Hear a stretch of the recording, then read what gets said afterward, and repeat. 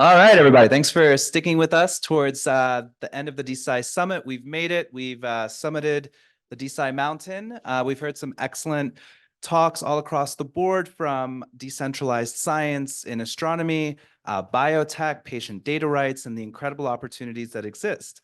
And one of the main themes that we've seen pop up multiple times is how DeSci's major impact for science is through funding and funding mechanisms. So we're going to do a deep dive into that with our panelists today. We have Stefan from Molecule, we have Brian from Cerebrum DAO, and we have Raymond from the HyperCerts. Raymond, would you like to kick us off? And then we'll go right to left with some intros. So intros. Yes. Yes. Okay. Hi. Right. Hi. So, good to see this crowd. I'm Raymond. I am working on HyperCerts and Open Source Observer, largely in the space of public goods funding.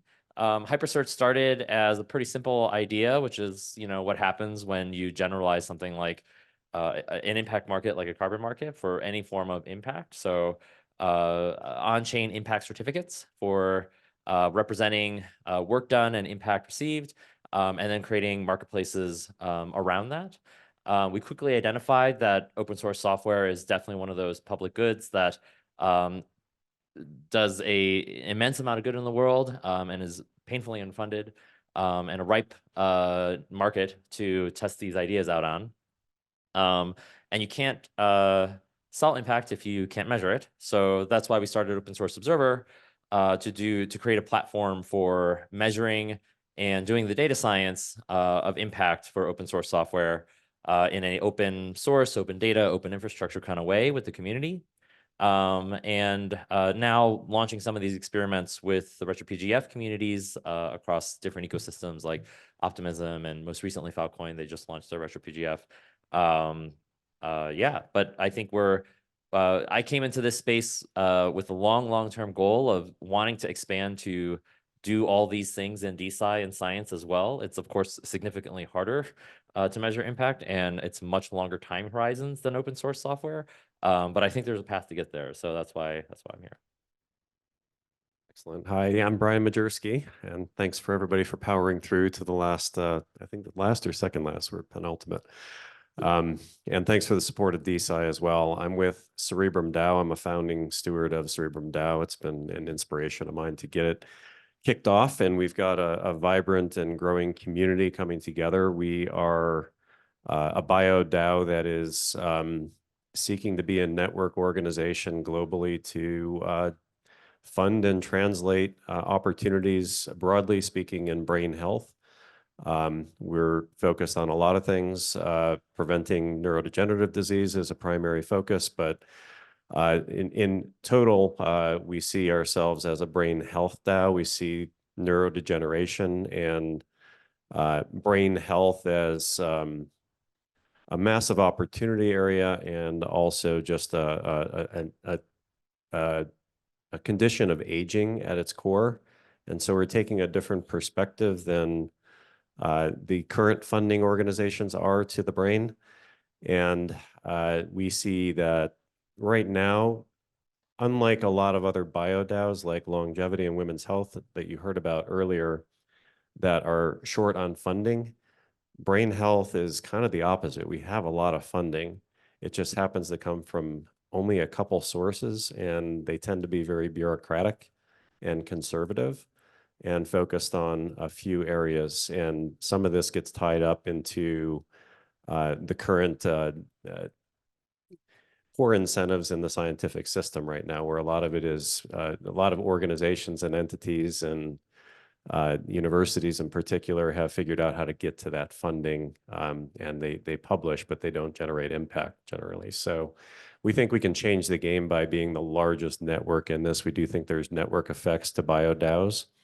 I have a synergistic opportunity that I'm also leading. I'm also the CEO and co-founder of 21 Impact Labs, and we're about to release a direct-to-consumer brain health app. It'll be called Exponetic, and that's going to be coming out kind of into Q2 of this year.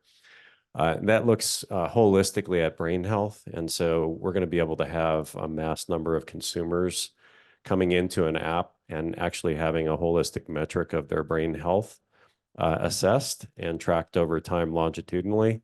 And we're engaging in training and education and behavior change strategies with them that we think can change their life on a daily basis, but also change the trajectory of their brain health.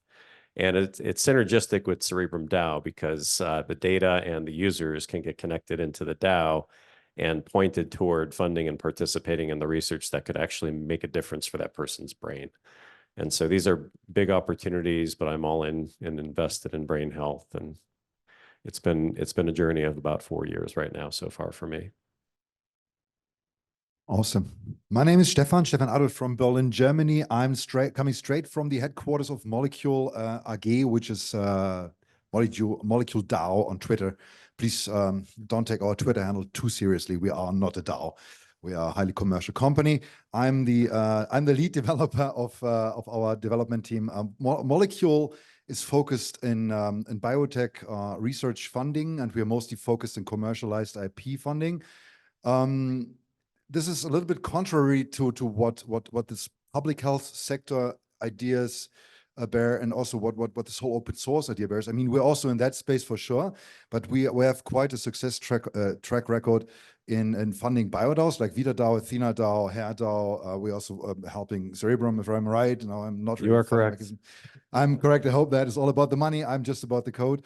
But Molecule is doing a lot of things on the application layer and on the smart contract layer, but we're also helping communities to thrive, right? So we have a pretty strong community team that helps us building up the Discord channels, helping setting up the Discord servers, enabling the whole community that actually enables the building of the community that actually in the end starts to fundraise for certain BioDAOs, which in the end actually helps creating something that we call the IP NFT, which is minted intellectual property on chain. Maybe you have heard about that. Incredible. Thanks for the intro. So, I think it's really interesting or worthwhile to consider major pain points in science and research. So as a researcher, has anyone here ever submitted a grants? All right, okay. And was it a painful or joyous experience? What was it like for you? Did anyone enjoy it? So scientists, funny enough, they all they want to do is do research, do science, follow their curiosity, but most of the time they're chasing money.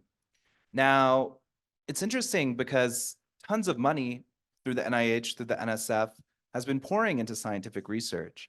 So my question to you guys is, and feel free to take it up, either one, any one of you guys, is it just about the money? If we just poured a ton of money through BioXYZ or through HyperCerts or through the NSF or NIH, would that solve all of these problems? And what are you thinking about in terms of distribution and inefficiencies in funding that go beyond just increasing the total number of resources going into the system? Yeah, I'll take a quick stab at that. It's funny because one of the researchers we collaborated with, and this is a highly accomplished researcher in the brain field, routinely gets NIH grants. And I was sitting in a room with him, and he was in a meeting and letting me listen in on it. And he put it on pause and he said, "See what I deal with? I feel like a beggar all the time. Like, honestly, it's like, it's ridiculous." And he's not on his science right now, but I don't think it's only about funding. So the thing that's got me really excited about the DAO and why I call it a network effect is we are creating, I think with Molecule, the IP NFT and the IP tokens in particular, allowing capital formation at the earlier stage and allowing more risk-taking at the earlier stage and allowing smart money to come in and speculate and put value on individual projects. I think that will change the capital formation around this, but that's only one piece of it. The part of the DAO that's really got me excited about it is the network effect that happens when you bring the community together who are motivated, right? So I look at these as, and brain health isn't a rare disease, but rare disease communities have been pretty effective when they want to find a cure to something, of getting together, pooling their resources, and translating drugs to market, because it's life and death many times for people that they care about. And so now what do you get with that? You get an activated community that gives a shit about the problem. You get people that are willing to participate in the data, share or in the research, in the trial, share their data, and then they're out there fundraising. And so it's the confluence of all that stuff. If you can do that at global scale with coordination mechanisms like tokens and earlier stage capital speculation, that seems to me to be an opportunity. And the data is a big part of it too. Like if you have a global community of lots of people, I'm talking millions, and they're willing to put data into the game, that's a game changer. Yeah, it's almost like the trick there is taking the fiat-backed value of the money you're putting into the system and then transferring it into a network-backed value that could sometimes be wrapped by a token. Yeah, and the goal is outcomes, right? It's actual outcomes that humans are going to use, not just publications. But what is so cool about that concept is also that you can reward people in the community for supporting that kind of crowdfunding, right?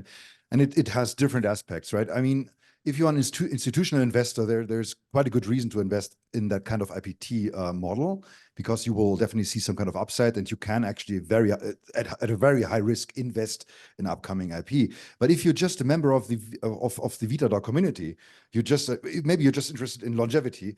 It's very simple as a retail investor to put some $1,000 onto it, which is also not an investment advice, right? But it's a high risk investment that you can easily take on something that you're really interested in. And I think I've seen so much energy coming out of that aspect. If you just look at the Discord servers, people talking about something that they're interested in, and they're getting so deep into biotech, even though they're not necessarily scientists themselves. This actually adds a totally new aspect of how people interact with science that hasn't been possible before. Because I think from my perspective, as somebody who's not really directly related to science is something that's flying above everybody's else heads, right? And at the moment, we're enabling it for anyone who's interested in a certain science aspect or even medical research aspect to go into it, to interact with people immediately, and even to invest in it. So maybe to help getting results out of it. And this is what I find so exciting about the space. I'm curious. I actually have a question for you guys. Since it seems like, at least in the biospace, we've gotten a lot further in terms of testing out these experiments in the wild. What have these communities done to help understand whether or not this new paradigm and these new engagement models and these new funding models are more effective than prior models?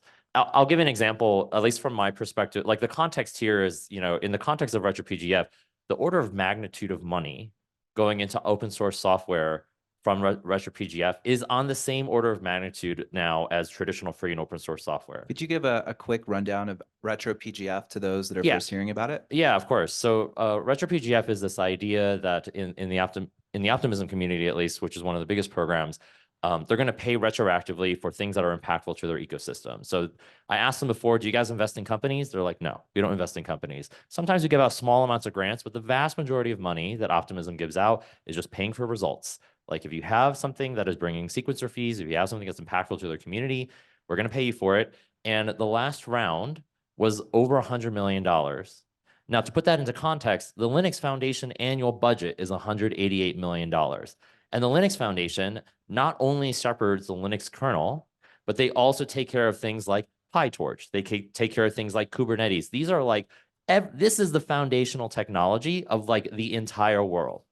And if we're distributing money on the same order of magnitude, it has to be the case that we are creating the next generation of software that is at least like close to the impact that we see in the rest of the world. And if it's not, the world's going to look at this as a failed experiment and a waste, right? And so I'm curious, like, it is a moral imperative of ours to actually show that we're going to do something better and less wasteful. And there's a lot of opportunity here, especially in science. And I'm curious, like, how do you track that? And how do you guys show the world that? It's a good question, and I don't know that we can scale it as fast as Optimism has, just because of the nature of the research that we're investing in and the time it'll take to develop. And I think we're still early in the days of if we have a really big IPT breakthrough, right? We get enough IPTs out there where smart money comes in and then says, hey, I see the data and tracking on this.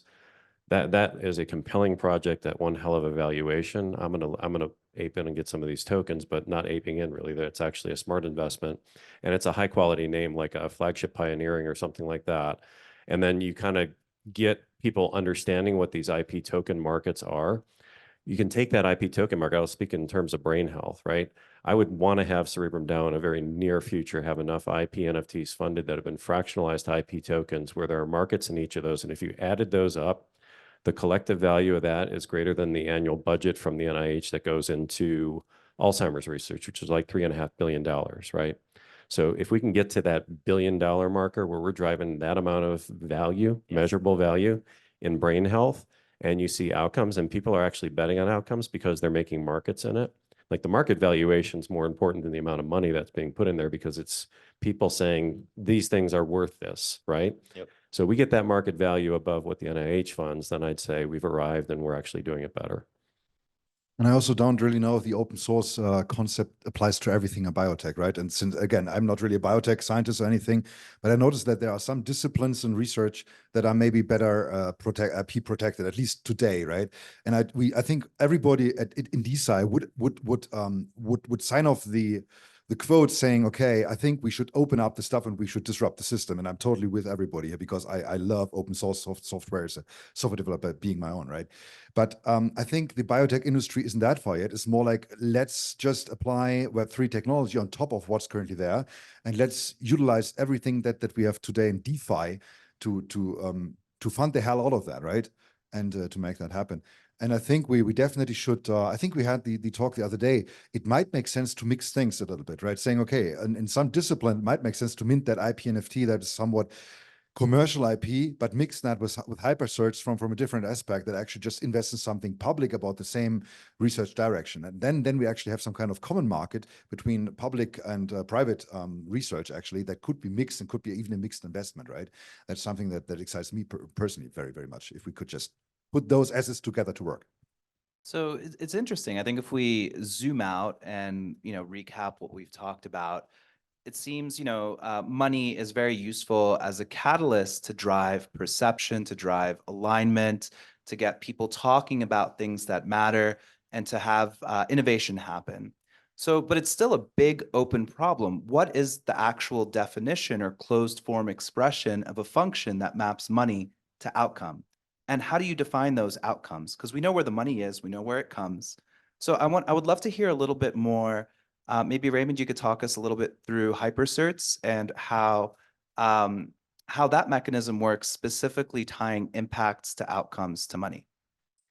Yeah, that's man, there's so many layers to this question. So HyperCerts itself, we try to stay pretty neutral in the protocol sense, because I think one of the things that you realize pretty quickly is that impact is subjective, and it should be, right? Because again, I'm gonna choose the limited example of open source. I realize that there's probably analogies, but slightly different in the bio world.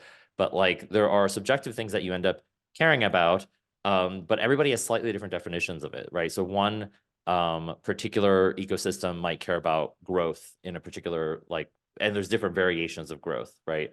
One particular ecosystem might care about developer velocity, like the time it takes to implement, I don't know, a token or a DeFi protocol or something like that. And other ones might think about funnels, like contribution funnels, right? Like across different medium, like how I go from a casual contributor that's on a discourse forum to actually contributing some code to being a really active member of the community. There's like a lot of different notions of impact, and living in a pluralist, democratic society, that's actually normal and very expected. And you would expect every country or every culture to actually have different notions of what good impact is. And so I think that's one of the reasons why both at HyperCerts and Open Source Observer, we've taken a very neutral approach. So in HyperCerts, you can define schemas and you can define work in a way that matches your particular niche or your particular industry. You can also create evaluations with different schemas. So I'll give you a couple examples. Like Filecoin Green has a particular schema that they have in when they verify how green a particular storage provider is. And there's different scores that they have and different things that they measure. And of course, that makes sense in that particular genre. And then in the open source observer world, we also have different metrics that we care about for open source software and dependencies and all that, because it's just it's very different data, right? And then one aspect is just bringing the data to bear and then putting, the impact certificates on chain. There's a whole nother community element to it, which is like, how do I interpret that data, right? Because what I actually want to do is to translate my value systems. Like, again, let's say I care about safety, right? And what you realize when you learn about like AI safety is that everybody defines AI safety completely differently. Is that like there's some function, there's some black box that actually approximates what I actually mean from all these different metrics. And there's all this, what we're trying to do with Open Source Observer and the data collective and the data DAO that we're building around it now is to create this community of people who are analyzing impact in different ways, publishing that publicly, doing this data science, citizen data science in the open, so that we can all build and fork and build off of each other and trying to understand and think about impact in different ways. That I think is probably one of the best ways to kind of drive value to hypercerts, is because it wouldn't make any sense for the issuer to define value, and it wouldn't necessarily make sense for us as a platform to find value either. I think it's going to have to be a community effort. So that's largely how we think about it. And I am really excited about like bringing this into the DeSci world, because I think everybody constantly complains about citations, and yet like nobody's actually made any movement away from it. And I think one of the reasons why is because it is really hard to come up with, like, if you're looking for a single metric that's going to roughly approximate impact across every field, that's probably all you have.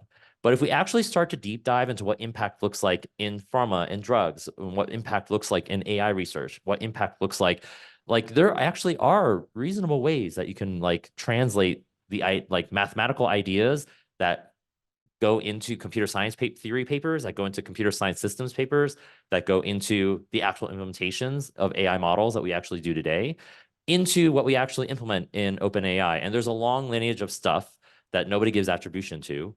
And if we can actually do that data science in the open for any particular industry with a community, like that would be cool, really cool. But if you could just do me a favor and try to explain how you measure impact retroactively, right? I mean, it's pretty.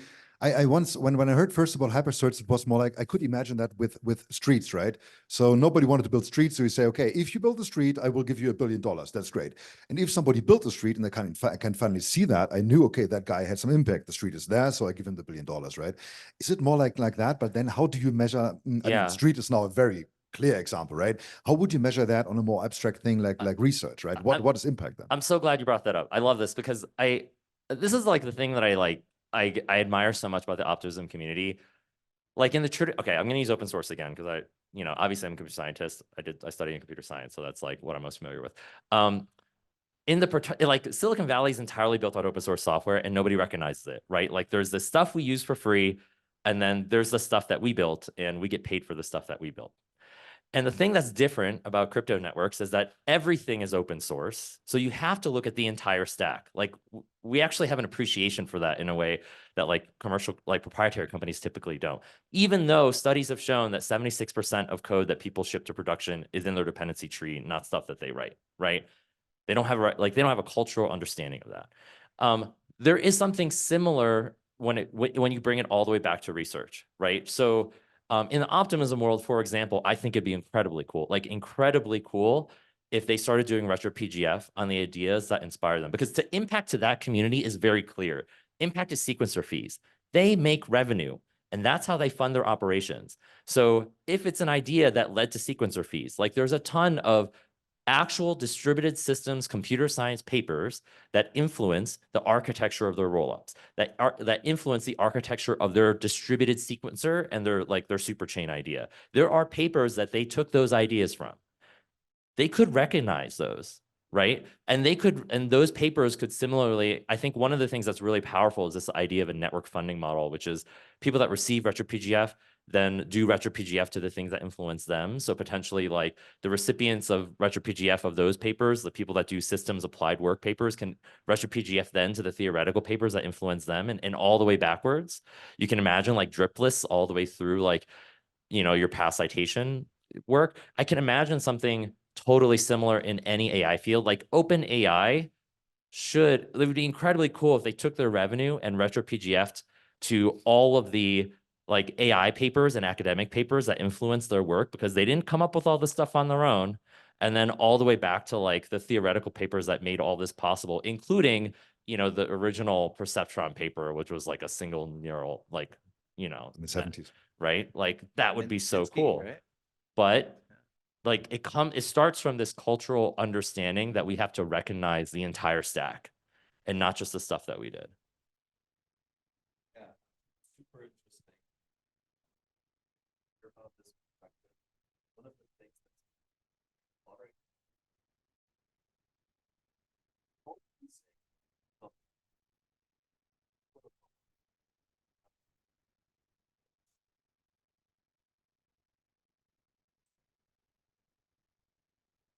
elegant is when you or network have a reference automated allocation down protocol stack, right? So you have a multiple tier of first open source and all the way down that stack, you have like the original creators of the ideas of which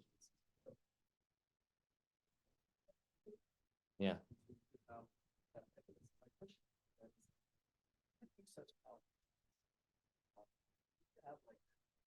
building tools for creating optimal allocation. That'd be something really how we can have a percentage based distribution down the value stack. Which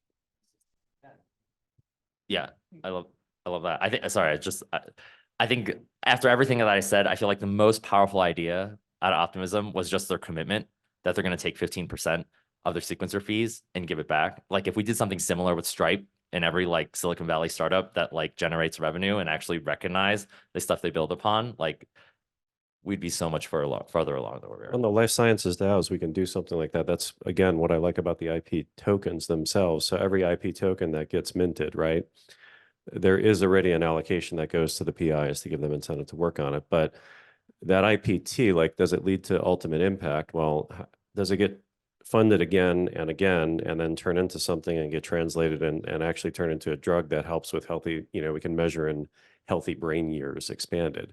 And the more inclusive it is for people on the planet, the more healthy brain years you're going to have out of it. And all along the way, to the point, you can say some percentage when we fractionalize an IP NFT, some percentage of that IP token is going to be out there for retroactive goods funding along the whole journey based on how far it goes. And so you continually reward people along the way. We're already talking about doing this. Like we have one value added tool. So there's a whole AI tech tree program with Coordination Network that has been really helpful in helping us source research. And there's already a thought within our community, at least, that we take some of the IP tokens, they go to PI, some of the IP tokens go to Coordination Network because we kind of find our research opportunities using their tool, and we want it to grow and expand too.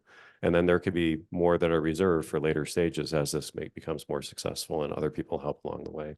Brian or Stefan, maybe you could speak a little bit more to how does funding directly drive, like what's the distinction between funding that drives outcomes versus IP, and how are the two connected?